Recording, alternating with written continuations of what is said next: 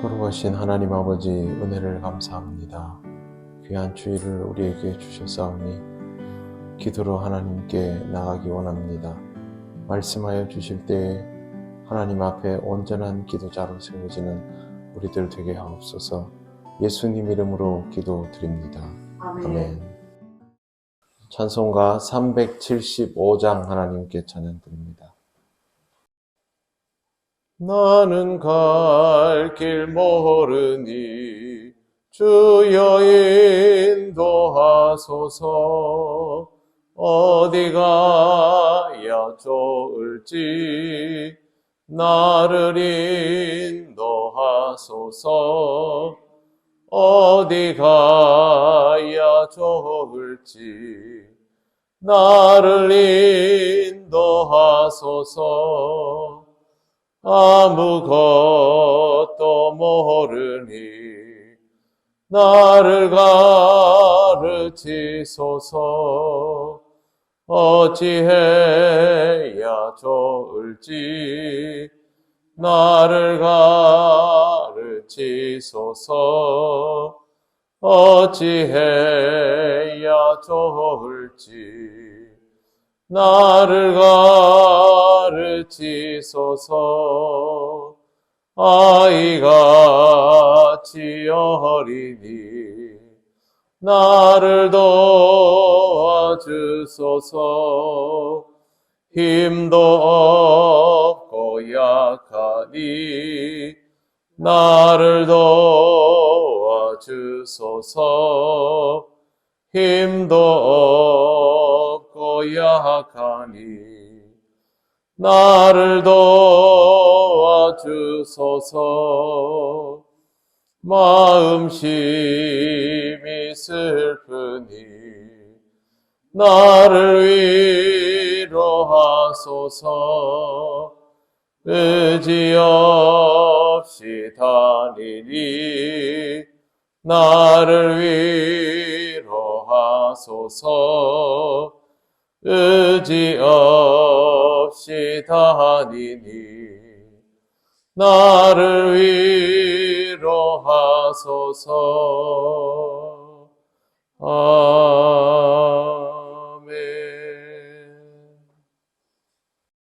하나님 말씀 베드로후서 1장 9절 10절입니다. 다 같이 봉독하겠습니다. 이런 것이 없는 자는 맹인이라 멀리 보지 못하고 그의 옛 죄가 깨끗하게 된 것을 잊었느니라. 그러므로 형제들아 더욱 힘써 너희 부르심과 택하심을 굳게 하라. 너희가 이것을 행한즉 언제든지 실족하지 아니하리라. 아멘. 베드로는 신앙 덕목을 가지지 못한 사람을 맹인이라고 말합니다.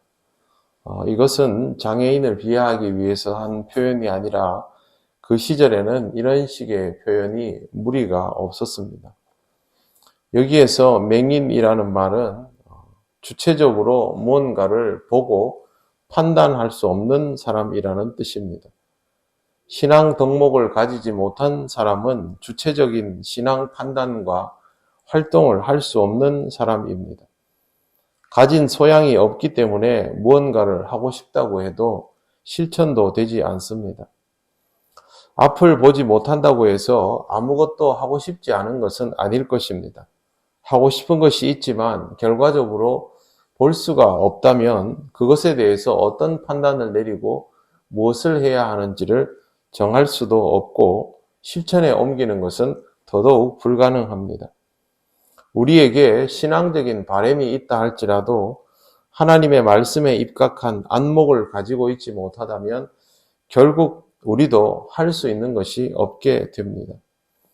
베드로가 굳이 맹인이라는 표현을 사용한 이유는 덕목을 갖추지 못하는 사람에게는 안목도 없기 때문입니다. 안목이 없으면 그 사람의 행동이 있다 할지라도 그것은 쓸모없어질 가능성이 높습니다.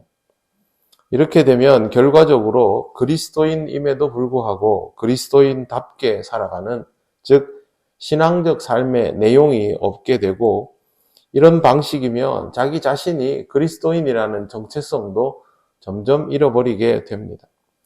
겉보기에는 분명히 그리스도인인데 내용상으로는 그리스도인이 아닌 삶을 살아가다 보면 하나님이 주신 은혜도 하나하나 잊어버리게 되고 결국에는 가장 큰 은혜인 죄가 깨끗하게 되는 것도 잊어버리게 되는 것입니다.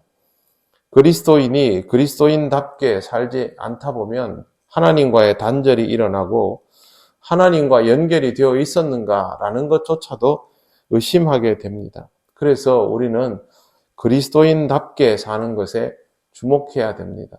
그냥 교회를 왔다 갔다 하는 것, 사람들이 나보고 성경책 들고 다니니까 그리스도인이라고 부르는 것과는 실질적으로 그리스도인다운 안목을 가지고 있는 것과는 완전히 다른 문제입니다.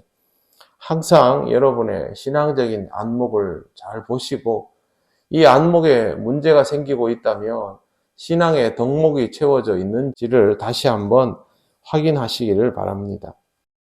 10절 그러므로 형제들아 더욱 힘써 너희 부르심과 택하심을 굳게 하라. 너희가 이것을 행한즉 언제든지 실족하지 아니하리라. 베드로는 이 사안의 중대함을 분명하게 말합니다. 그리스도인은 부르심과 택하심을 굳게 해야 합니다. 하나님께서 우리를 부르셨다는 것, 하나님으로부터 선택을 받았다라는 것을 잊지 않고 더 견고하게 만들어야 합니다. 그런데 베드로가 여기서 더욱 힘써라는 표현을 사용합니다. 더욱 힘써라는 말은 사실은 굉장히 애매한 말입니다. 어디에서부터 어디까지, 어느 정도까지라는 표현이 아니기 때문에 그렇습니다. 예전에 제가 운동을 배울 때 열심히 연습을 하는데도 이게 제대로 안 돼서 선생님한테 물어봤습니다. 어떻게 하면 이걸 똑바로 할 수 있을까요? 하니까 선생님이 씩 웃으면서 하는 말이 잘하면 됩니다 이러더라고요. 그래서 지금 무슨 말도 안 되는 소리냐. 집에 와서 생각을 해보니까 잘하면 된다라는 말이 무언가를 이렇게 똑바로 해서 구현해내면 된다라는 뜻이었습니다. 실제로 그게 제일 맞는 말이죠. 신앙생활은 어떻게 하면 될까요? 잘하면 됩니다. 잘못된 부분들을 고쳐나가면 잘하게 되어 있습니다. 모든 일들이 다 마찬가지이죠. 그래서 베드로가 여기에서 더욱 힘써라고 말하는 것도 지금 내가 이 정도면 되었거니 라는 생각을 하는 것이 아니라 지금 이 상황에도 최선을 다하고 앞으로의 상황에도 최선을 다하고 자기가 신앙의 장성한 분량이 어느 정도인가를 보고 거기에서 더 나은 신앙을 가지기 위해서 그렇게 노력하고 견고하게 하면 그 사람은 잘하는 사람이 되는 것이죠. 베드로가 말하는 것은 바로 그것입니다. 신앙은 어느 정도라는 것이 없습니다. 얼마만큼이라는 것도 없습니다. 이 정도면 다른 사람에 비해서는 그런 기준도 전혀 제시되어 있지 않지 않습니까?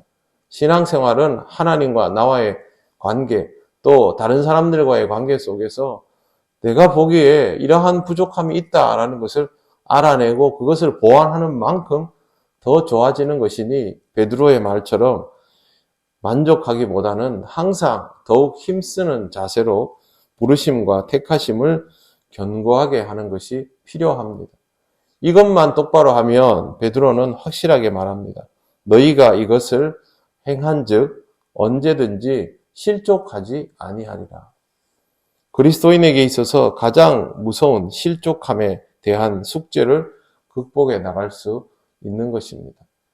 신앙생활 잘 하는 사람은 없습니다. 그러나 잘 할 수 있는 사람들은 항상 준비되어 있는 법입니다. 여러분 신앙생활을 잘 하시기 바랍니다.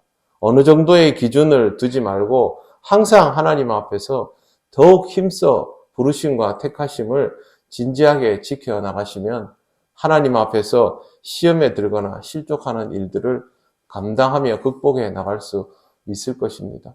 오늘 또 하나님과의 깊은 교제를 통하여 이와 같은 영적인 성숙함을 경험하시기를 바랍니다. 기도드리겠습니다.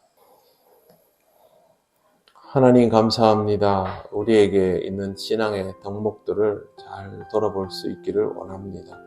우리는 조금만 흐트러지면 많은 것들을 무너뜨리는 사람들이 오니 성령님 우리와 함께하여 주셔서 이 덕목들을 의식하게 하시고 하나하나 채워가며 하나님의 부르심과 택하심을 지켜나갈 수 있게 하여 주옵소서. 오늘도 거룩한 주일 하나님 앞에 예배하며 영광 돌리는 귀한 날 되기를 원합니다. 우리 모든 성도들의 삶이 하나님 앞에서 영적으로 견고하게 세워지는 은혜의 날이 되게 하옵소서. 예수님 이름으로 기도드립니다. 아멘.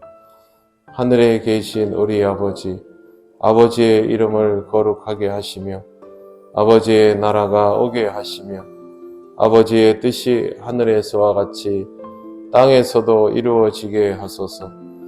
오늘 우리에게 일용할 양식을 주시고 우리가 우리에게 잘못한 사람을 용서하여 준 것 같이 우리 죄를 용서하여 주시고 우리를 시험에 빠지지 않게 하시고 악에서 구하소서. 나라와 권능과 영광이 영원히 아버지의 것입니다. 아멘.